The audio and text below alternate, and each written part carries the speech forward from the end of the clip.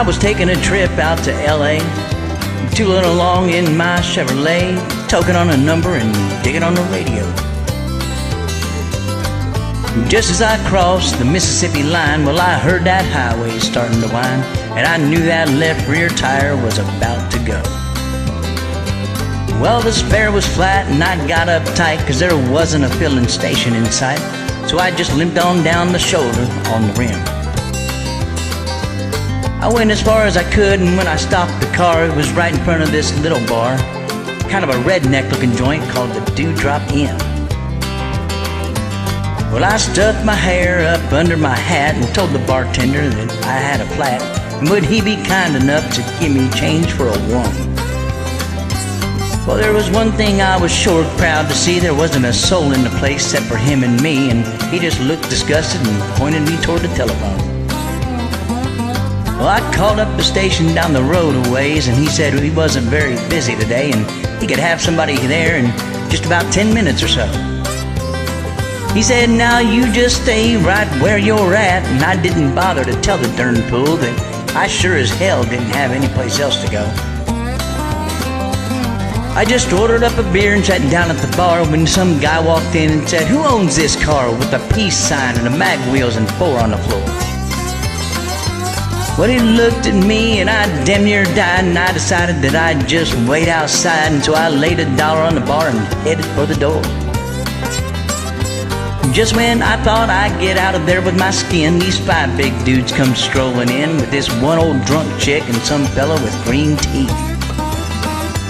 Now I was almost to the door when the biggest one said, you tip your hat to this lady, son, and when I did, all that hair fell out from underneath.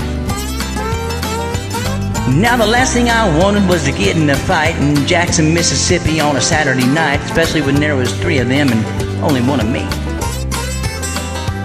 They all started laughing and I felt kind of sick, and I knew I'd better think of something quick, so I reached out and kicked old Green Teeth right in the knee.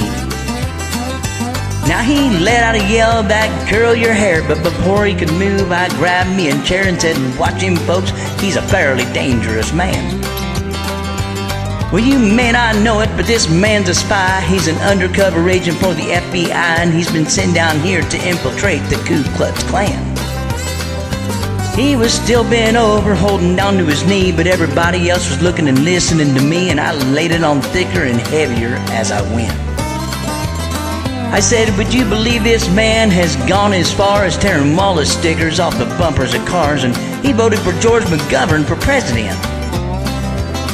Well, he's a friend of them long-haired hippie-type pinko bags. I bet you he's even got a commie flag tacked up on the wall inside of his garage.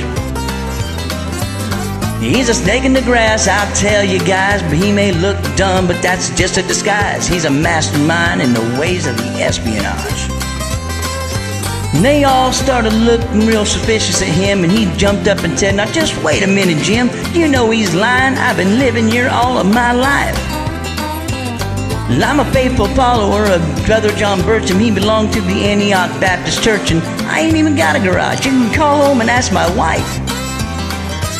Then he started saying something about the way I was dressed, and I didn't bother to wait around to hear the rest. I was too busy moving and hoping I didn't run out of luck. When I hit the ground, I was making tracks, and they were just taking my car down off the jacks, so I threw the man a 20 and jumped in that and mired that mother up. Mario Andretti would have sure been proud the way I was moving when I passed that crowd, coming out the door and headed toward me at a trot. And I guess I should have gone ahead and run, but somehow I just couldn't resist the fun of chasing them all just once around the parking lot. Well, they're all headed for their car, but I hit the gas and spun around and headed them off the pass. I was slinging gravel and putting a ton of dust in the air. Well, I had them all out there stepping and fetching like their heads were on fire and their asses was catching, but I figured I'd better go ahead and split before the cops got there. When I hit the road, I was really wheeling, had gravel flying and rubber squealing, and didn't slow down till I was almost to Arkansas. Well, I think I'm gonna reroute my trip. I wonder if anybody'd think I'd flipped if I went to LA via Omaha.